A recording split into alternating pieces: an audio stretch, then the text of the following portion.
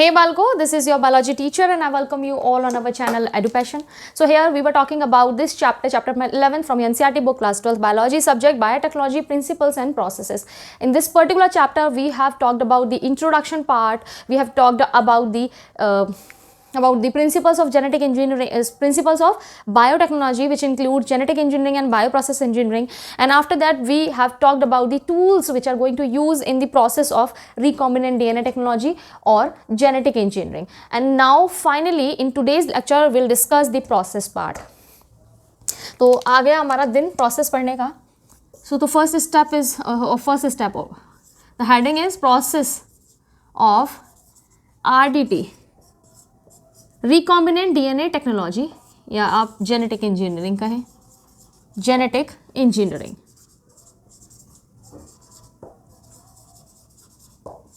Right.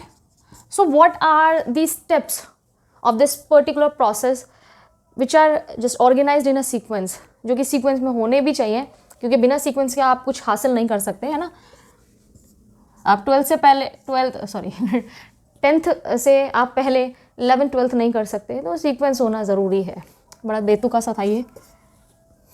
तो बात करते हैं प्रोसेसेस की. जेनेटिक इंजीनियरिंग में आपकी जो प्रोसेसेस हैं वो किस स्टेप्स में होती हैं, पर्टिकुलर सीक्वेंस है उसका. टूल्स में हम सबके बारे में पढ़ चुके हैं ऑलरेडी, तो यहाँ पर हमें बहुत थोड़ा सा डिस्कशन करना है, बहुत थोड़ा सा, ठीक है. और आपको बस यूँ हो जाएगा प्रोसेसेस. बहुत लंबा लेक्चर नहीं हुआ तो मैं थोड़ा सा पार्ट छोड़ दूँगी, लास्ट वाला उसको हम एक और लेक्चर में इन्वॉल्व कर लेंगे.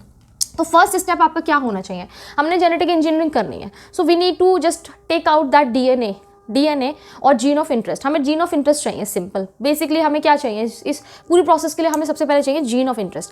जीन जो है हमारा इंटरेस्ट वाला, वो कहाँ प्रेजेंट है बेटा, डीएनए के अंदर. डीएनए कहाँ प्रेजेंट है एज ए जेनेटिक मटेरियल, वो सेल के अंदर है. अब सेल के अंदर सब कुछ तो नहीं कर सकते ना हम, तो हमें सबसे पहले क्या करना होगा, फर्स्ट स्टेप हमारा होगा आइसोलेशन. आइसोलेशन थोड़ा इधर करती हूँ ताकि अगर सारे स्टेप्स इस साइड में ना आए तो हम आगे लिख सकें बिना रब करे. तो फर्स्ट स्टेप क्या है बेटा आपका, isolation. Isolation of genetic material. Genetic material का बेटा आइसोलेशन करना है हमें सबसे पहले. और जेनेटिक मटेरियल यहाँ है क्या बेटा, डीएनए. राइट. आइसोलेशन किसका, जेनेटिक मटेरियल करना है, दैट इज डीएनए. एक मिनट रुको, मैं डोर क्लोज कर लूँ.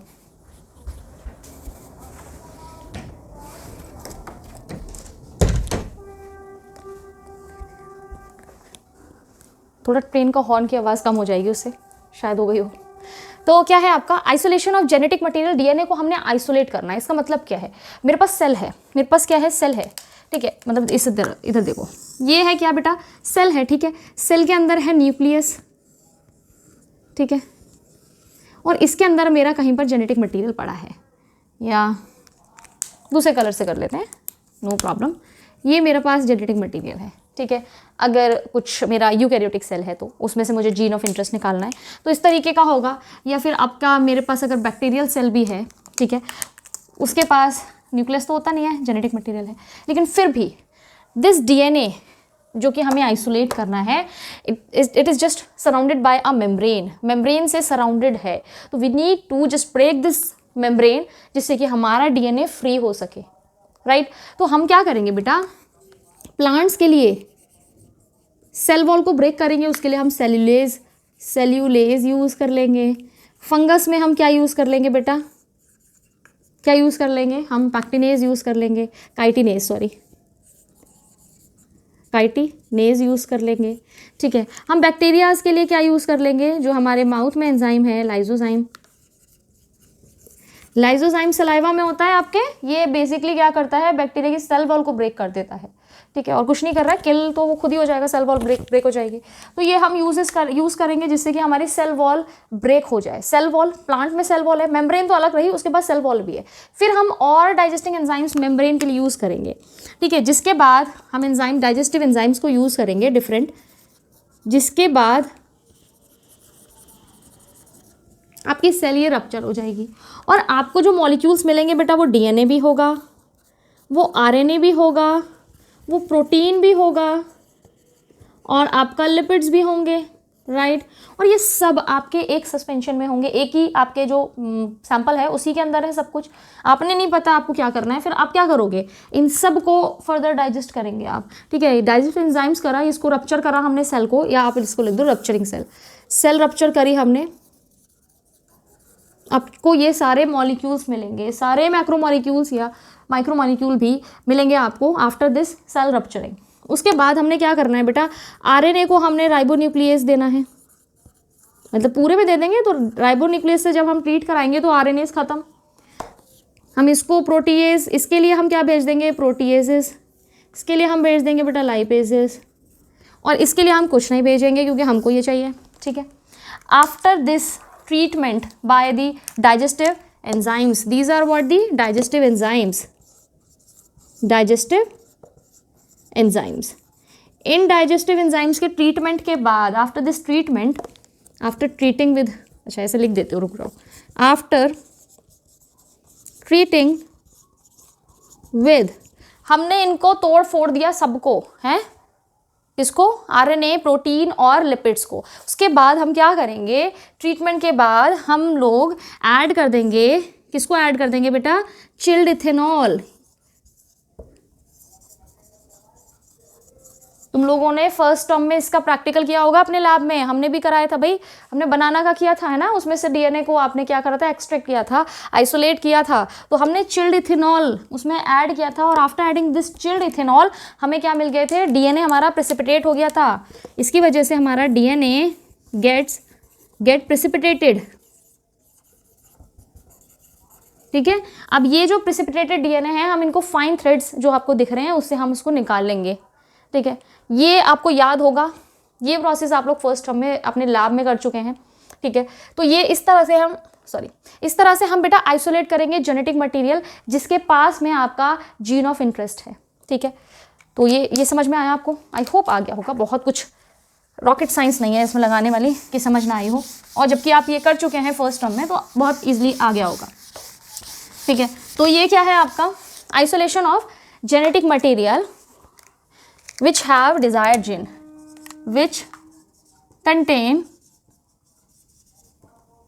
desired gene या फिर gene of interest, gene of interest, जिसके पास gene of interest है वो डीएनए को हम आइसोलेट करेंगे, ठीक है। अब मेरे पास तो पूरा डीएनए है, ठीक है, ऐसे देखो ये मेरे पास पूरा डीएनए है, ठीक है, लेकिन जीन ऑफ इंटरेस्ट तो सिर्फ इतना सा है। अब मैं क्या करूं, बाकी डीएनए को क्यों लेकर जाऊं, अगर मुझे बाकी सारा डीएनए ही पास ऑन करना था तो क्यों नहीं मैंने ट्रेडिशनल हाइब्रिडाइजेशन का यूज़ कर लिया, है ना। वही सीधे सीधे ट्रेडिशनल यूज़ करते, हाइब्रिडाइजेशन कराते और नया प्रोडक्ट मतलब ट्रांसजेनिक एनिमल बनाते या फिर आपके हाइब्रिड बनाते, हम इसको ट्रांसजेनिक मत लो, हाइब्रिड बनाते हम, ये ज़्यादा बेहतर आपका टर्म है। तो हमने क्या करना है बेटा, कट करेंगे हम अब, इसीलिए हम क्या करेंगे, हमको वो नहीं करना है, हमने करनी है genetic engineering. So we need to cut the gene of interest from these DNA, जो भी डीएनए आपने एक्सट्रैक्ट करा है उसमें से हम जीन ऑफ इंटरेस्ट को कट कर लेंगे, तो उसको क्या बोलते हैं आप, फ्रेगमेंटेशन। फ्रेगमेंटेशन, सो दूसरा स्टेप हमारा क्या होगा बेटा, fragmentation of gene of interest या जीन ऑफ इंटरेस्ट या desired gene fragment, DNA fragment, क्या लिखूँ इसमें, फ्रेगमेंटेशन ऑफ डीएनए फ्रेगमेंट्स, इसको ज़्यादा ठीक है लिखना, बताती हूँ क्यों। DNA fragments through by restriction enzyme,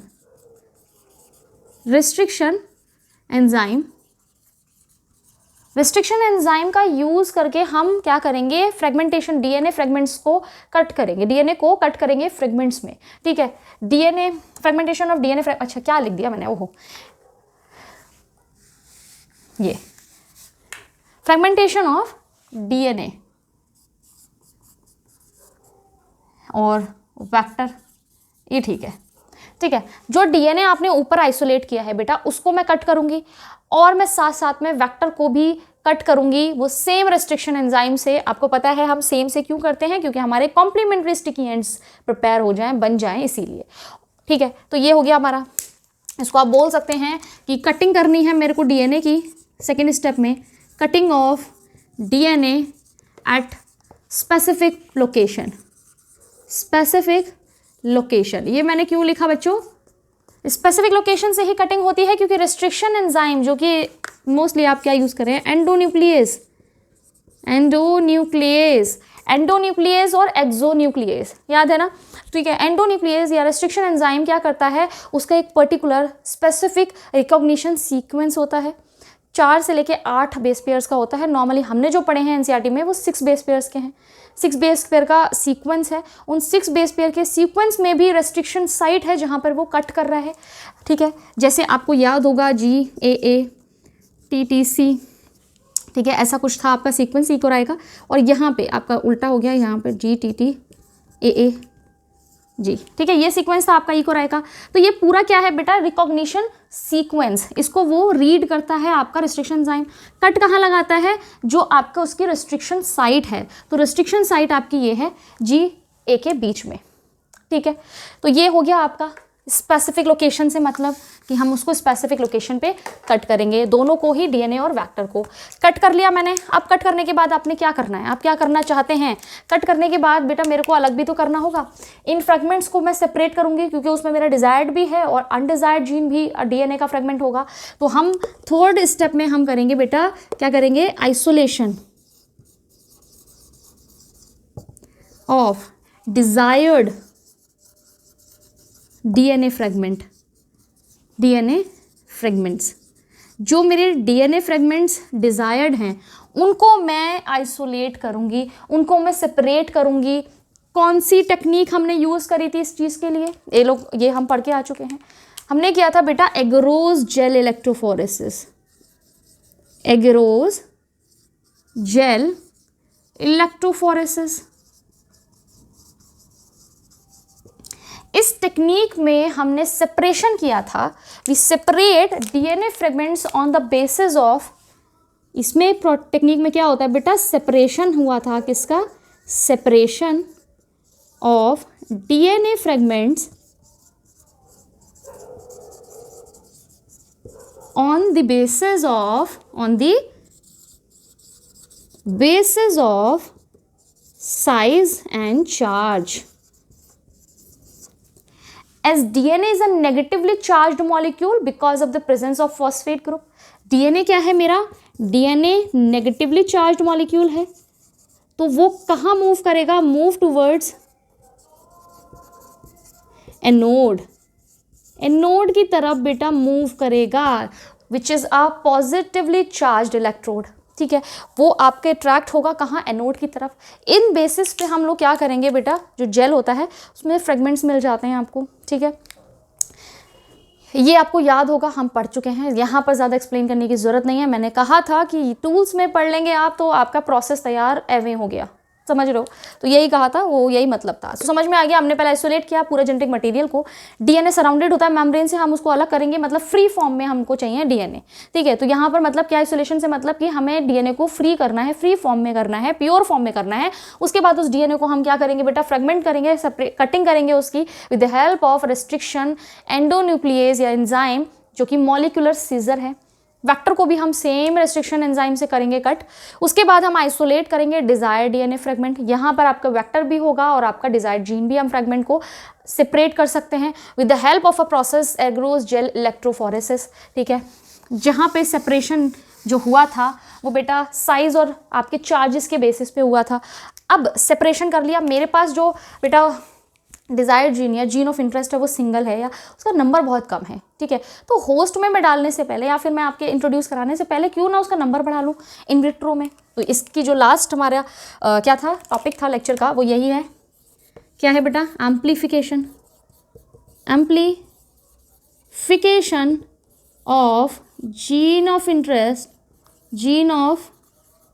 interest by PCR technique, polymerase chain reaction technique के थ्रू मैं क्या करूँगी, DNA की मल्टीपल कॉपीज़, जो मेरा जीन ऑफ इंटरेस्ट है उसकी मल्टीपल कॉपीज़ प्रिपेयर कर लूँगी, ठीक है। फिर मुझे बार बार ये चीज़ें नहीं करनी है, मेरे पास बहुत सारी कॉपीज़ हो जाएंगी। अगर सपोज़ मेरा एक्सपेरिमेंट ख़राब भी हो गया तो मेरे पास सैम्पल रखा रहेगा, जो डिज़ायर्ड जीन है उसकी मेरे पास एक स्पेयर में मैं रख लूँगी, ठीक है, तो ये मेरा हो गया एम्प्लीफिकेशन ऑफ, ठीक है। पीसीआर का मतलब पॉलीमरेज चेन रिएक्शन, याद होगा, जहां हमने डीनेचुरेशन किया 95 डिग्री सेल्सियस पे, एनीलिंग की प्राइमर की 50 डिग्री सेल्सियस पे, उसके बाद हमने एक्सटेंशन किया with the help of enzyme DNA polymerase, जो कि हम पीसीआर में यूज़ करते हैं टैक पॉलीमरेज का, TAQ।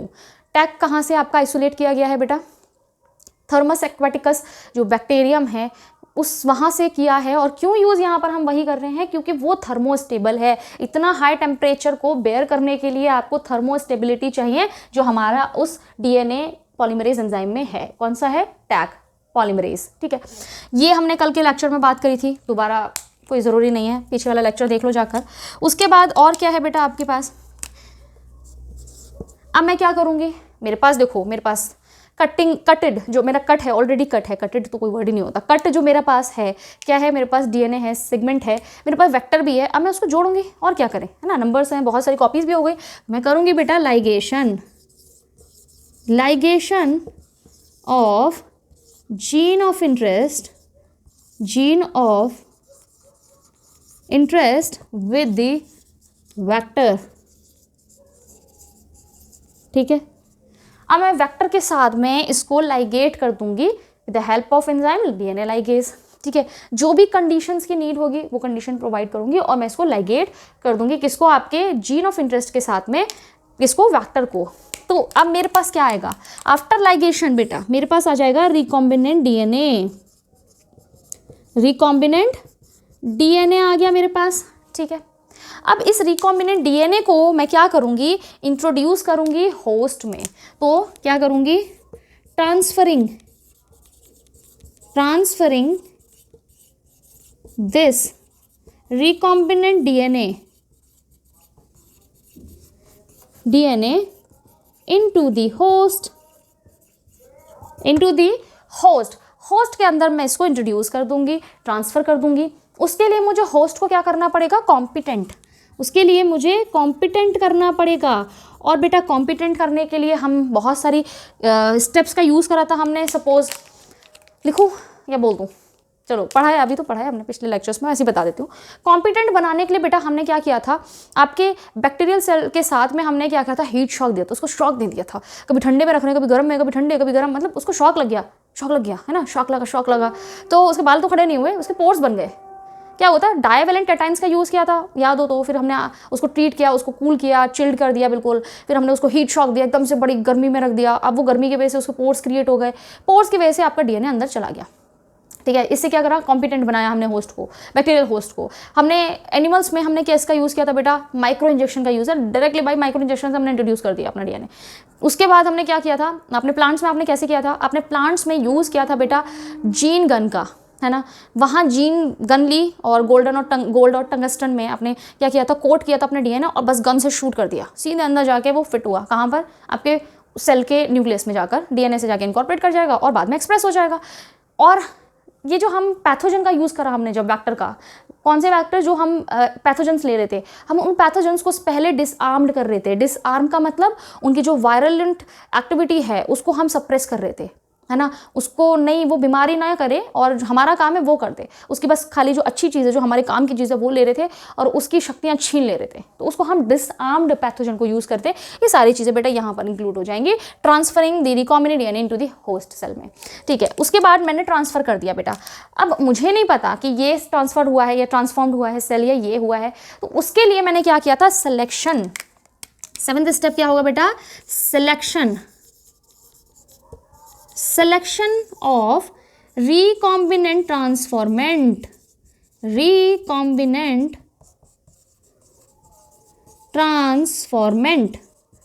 अब देखो, क्या मुझे दोबारा ज़रूरत है बताने की कि रिकॉम्बिनेंट ट्रांसफॉर्मेंट क्या होते हैं? थोड़ा सा रिकॉल करते हैं। बनाऊँ? नहीं, ऐसे ही करते हैं, ठीक है। देखते हैं तुम्हारी इमेजिनेशन कहाँ तक जाती है। जब भी आपके प्लाज्मिड को हम इंट्रोड्यूस कराते हैं होस्ट सेल में, तो हमें नहीं पता कि कौन से होस्ट सेल ने उसको एक्सेप्ट कर लिया है, ठीक है। उसके बाद जब कल्चरिंग होती है सेल्स को, हम देखते हैं कि कौन कौन सी होस्ट सेल या बैक्टीरियल सेल के अंदर वो प्लाज्मिड जा चुका है, ठीक है। उसके लिए हमने डिफरेंट मेथड्स को यूज़ किया था। हमने सेलेक्टेबल मार्कर यूज़ किए थे। उसके लिए हमने आर्टिफिशियल प्लाज्मिड्स का यूज़ किया था, ठीक है। आर्टिफिशियल प्लाज्मिड्स में हमने जो यूज़ किया था बेटा, वो क्या यूज़ किए थे, PBr322, जिसमें जो सेलेक्टिवली मार्कर थे, सेलेक्टिव मार्कर्स थे जो कि हमारे सिलेक्शन में इंपॉर्टेंट, अच्छा मैं ये नहीं बता रही थी, मैं ये बता रही थी रिकॉम्बिनेंट क्या है, ट्रांसफॉर्मेंट क्या होते हैं। ट्रांसफॉर्मेंट्स क्या हैं, जिनके अंदर प्लाज्मिड जा चुका है वो ट्रांसफॉर्मेंट्स हैं, और जिनके अंदर प्लाज्मिड नहीं गया वो नॉन ट्रांसफॉर्मेंट्स थे। तो ट्रांसफॉर्मेंट्स, नॉन ट्रांसफॉर्मेंट्स से यहाँ से हटा दो, जिन जिनके पास प्लाज्मिड है वो हमारे ट्रांसफॉर्मेंट्स हैं, ठीक है।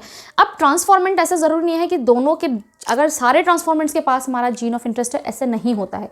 क्या होता है कि ट्रांसफॉर्मेंट में किसी किसी प्लाज्मिड में जब कट लगाते हैं तो वो खुद ही अब बिना जीन ऑफ इंटरेस्ट के ऐड हुए खुद आपस में, क्योंकि आपके क्या है स्टिकी एंड्स बने ना, खुद से ही बाइंडिंग कर देता है और जीन ऑफ इंटरेस्ट वहाँ इंट्रोड्यूस नहीं हो पाता है। अब इसकी वजह से क्या होता है कि जीन ऑफ इंटरेस्ट भी नहीं गया और प्लाज्मिड चला गया, ट्रांसफॉर्मेंट तो बन गया, प्लाज्मिड तो चला गया, बट जीन ऑफ इंटरेस्ट नहीं गया। तो जीन ऑफ इंटरेस्ट जहाँ जाएगा, दैट मीन्स कि प्लाज्मिड या vector along with the gene of interest, ये हो जाएगा रिकॉम्बिनेंट डीएनए। ये जिसके अंदर जाएगा वो सेल हो जाएगी रिकॉम्बिनेंट। ट्रांसफॉर्मेंट्स तो दोनों हैं, जिसके अंदर दोनों प्लाज्मिड गए हैं, जिसके पास रिकॉम्बिनेंट डीएनए, जिसके पास जीन ऑफ इंटरेस्ट था, जिसके पास नहीं था, वो दोनों ही ट्रांसफॉर्मेंट्स हैं। लेकिन हमको सेलेक्ट करना है किसको, रिकॉम्बिनेंट ट्रांसफॉर्मेंट को, रिकॉम्बिनेंट को, नॉन रिकॉम्बिनेंट को नहीं करना है। तो हमने उसके लिए सेलेक्टेबल मार्कर यूज़ किया था, जिसके लिए हमने पर्टिकुलर आर्टिफिशियली सिंथेसाइज जो आपके प्लाज्मिड्स थे उनको यूज़ किया था, PBr322। इसमें बेटा एम्पिसिलिन रेजिस्टेंट जीन था, ठीक है। आपके पास टेट्रासाइक्लिन रेजिस्टेंट जीन था जो कि मुझे सिलेक्शन में हेल्प कर रहा था, राइट। ये दोनों हेल्प कर रहे थे ना, ये ट्रांसफॉर्मेंट में हेल्प कर रहा था, पता करने में, सेलेक्ट करने में, और ये आपका क्या कर रहा था, रिकॉम्बिनेंट नॉन रिकॉम्बिनेंट में। फिर मैंने एक और क्या किया था बेटा, आर्टिफिशियल प्लाज्मिड की बात की थी, PUC, ठीक है, प्लाज्मिड ऑफ, जहाँ पे सिंथेसाइज कहाँ होता है, यूनिवर्सिटी ऑफ कैलिफोर्निया। ये दोनों साइंटिस्ट के नाम है जिन्होंने इसे आइसोलेट किया था। इन्होंने क्या है, PUC क्या कर रहा था बेटा, इसके पास लेक Z जीन था जो कि आप किसको बोल सकते हैं, बीटा गैलेक्टोसाइडेज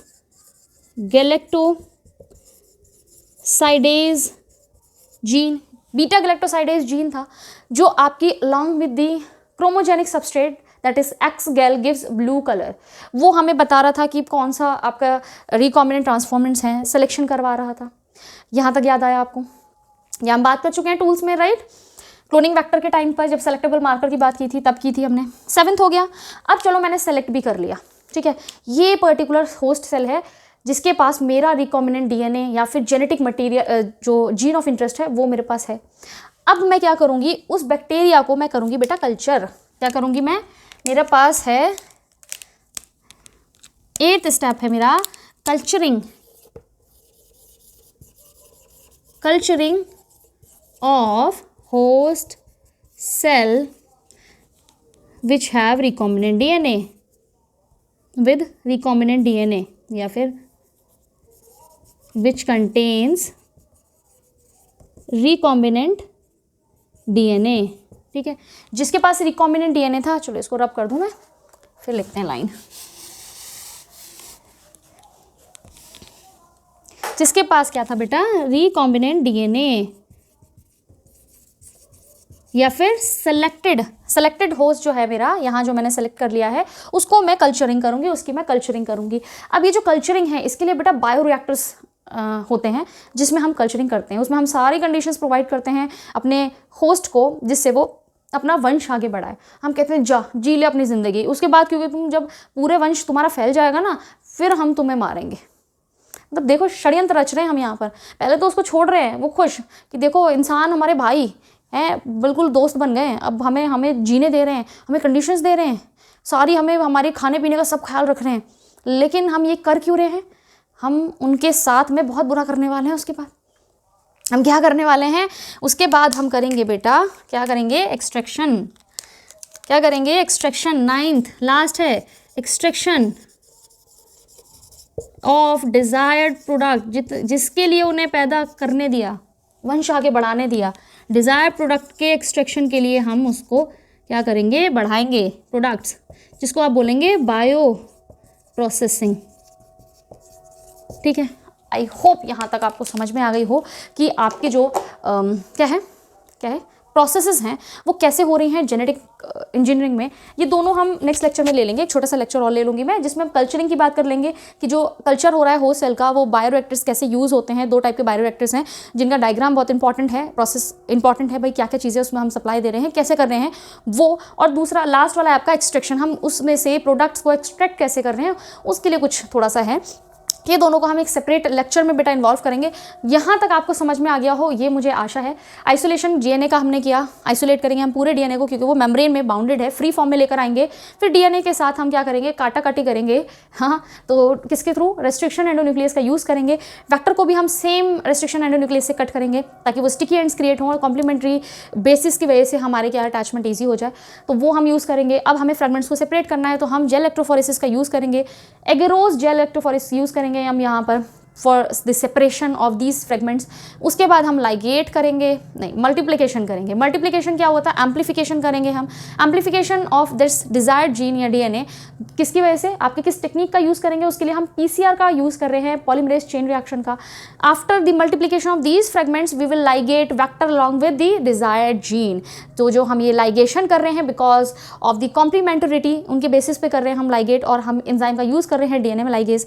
उसके बाद हमें मिलता है रिकॉम्बिनेंट डीएनए जिसमें प्लाज्मिड होता है और आपका जीन ऑफ इंटरेस्ट होता है।